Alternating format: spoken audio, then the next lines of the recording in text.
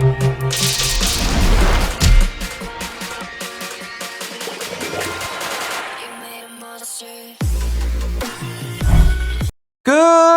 morning, ladies and gentlemen. MrRecon here from the Girls X Battle 2 video for you guys. Today we are doing Security Squad Boss number 57. Before we get into the rest of the video, if you're new to the channel, please subscribe. Your support's really appreciated. Don't forget to smash that like button, ladies and gentlemen, and leave a comment down below on anything about the game or Security Squad Boss. I like to see how you guys are doing. And one more thing before we get into the video. Stream will be at 9 a.m. US Central Time, Saturday. I forgot the date for me. I think it's the 26th. We'll do it that time. I don't have to work this weekend, so we can go back to our normal Saturday streams. I hope to see you guys all there. And of course, let's talk about this. Now, just a reminder, there's easier teams to do than this. Their styles chart has a breakdown of what teams to use. If you don't know where that chart's at, you can look in the English. I'm sure the French has it. I don't know about the Chinese. I haven't been there in a while. In my Discord, I believe in the theory crafting areas, he has posted links to his Google spreadsheet, which has a section on Security Squad Boss and what teams are good for beating all the way up to level 60s. With that, the team that we're using here, disclaimer, is just for shenanigans and content purposes. We're just trying to see as much as we can do with a weird team. There's better teams out there, but we're just trying to make it difficult on ourselves on purpose. Also, just a reminder, you get 3 chances. So if you're able to do at least 30% on the boss each time on your 3 chances with your 2 other teammates, you're most likely going to beat it. So work together and try and do as much damage to the boss. Also, as you get up above 50, some people will say that the minions become hard for some people to attack, and it's better just to attack the boss itself. So if you have problems attacking the minions and you're not really doing any damage, but you do damage on the boss, just attack the boss, okay? All right, for today, we have Blizzard, which is basic attack or active skills of your girls don't trigger crit. The damage will be reduced by 30%, but if they do, the damage will be increased by 30%, which is great if we can get Angelica to crit, right? We'll get more damage out of her, which is fitting that this weather is Blizzard, because here we're supposed to get this weird flurry snow thingy in the night with ice and stuff. It's not really a blizzard, but it's just kind of funny how that we get this weather and our weather is becoming shitty. I'm sure up north in other states or other countries, even if I have blizzards out there, I understand. I grew up in a northern area. All right, so let us do this. Of course, we have our 2 Angies. Linky to obviously boost damage, Sivney as well. And we have an Izanami that we're going to use to keep us alive. And if Apate does her job, which if you don't know what Apate does, she removes energy on the boss to keep the active, because the active removes all active buffs on the girls, so we don't want that to happen. We want to keep all the buffs on it, so we need a Apate to do her job. So fingers crossed, let's do this. The goal for us to move to 58 is to do 70% damage, for me anyways, on 1 run. We'll see how we do. Of course, we have Apate going last. This way, we guarantee that the energy that the girls give by attacking the boss gets removed. I don't know why Apate didn't remove any.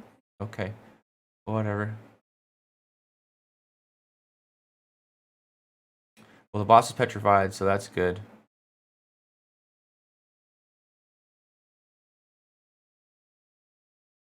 Great, there we go.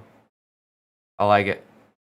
Get more damage from critting. Of course, when you first attack, it's going to do less damage because linky marks haven't been established yet.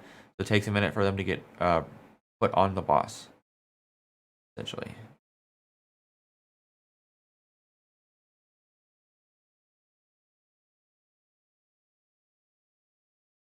More chance. There we go. Get some good crit right there. See how the Apate removed the energy? The boss can't have an active so that it can't remove our buffs on our girls, because we want the Wings of Icarus, which I should have said before, Wings of Icarus on Angelica's to keep stacking up the attack buff, because if it gets removed, then we start all over again and we have less damage, essentially. But we want that extra damage. What would make this easy right here is if you had Izanami petrify the boss and you had an Estel, essentially just locks the boss down and it keeps the boss from attacking. That's the easy mode that you don't have to worry about taking damage, essentially.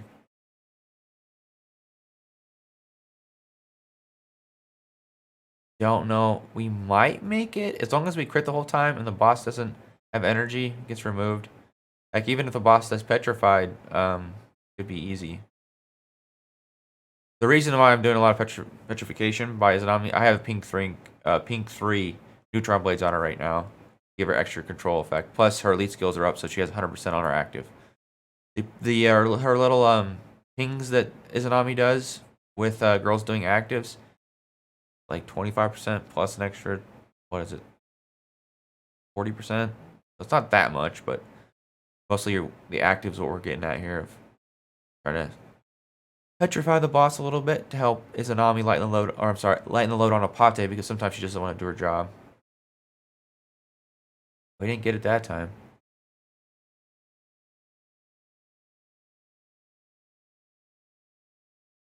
We're definitely at 50% now.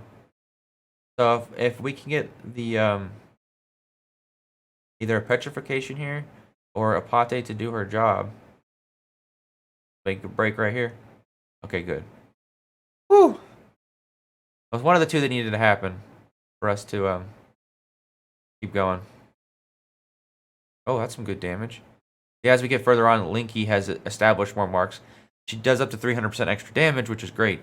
So the more attacks she gets and the more marks she applies, the better off we are. Oh, maybe I think we should get to 70% today. We might. No, I don't think we're gonna beat the boss, but we're definitely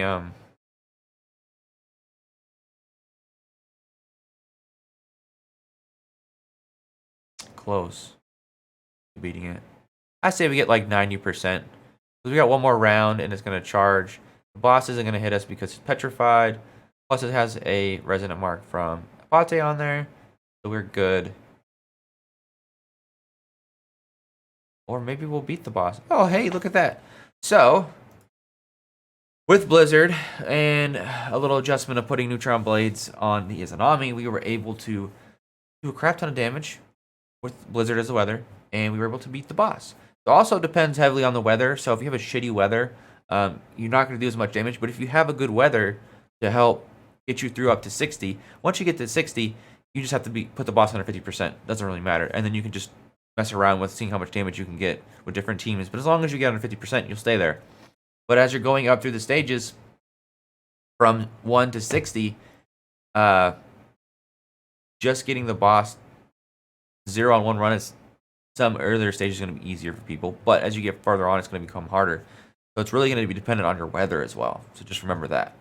And of course, your servant as hunter is your best bet to do with that. With alt core up to at least 80 helps you out the most. And other factors, guild labs being done, stuff like that. So if you're just starting the game, you might struggle at first, but as you play the game more, you unlock guild labs, your alt core gets bared on your servant, you need different servants you use, stuff like that. The girls that you use, so just don't quit if you're just starting. It gets better as you go, so just remember that. All right, ladies and gentlemen, that's all I got for you guys today. Remember, the stream is going to be at 9 a.m. U.S. Central Time on Saturday. I will see you then. We will pull rolls for Robbie, and we're probably going to be doing actually our rolls on trying to get some Lord Draculas because she's pretty good in PvP. So with that being said, stay safe out there. It's a crazy world. I'll see you in the next video. Peace out.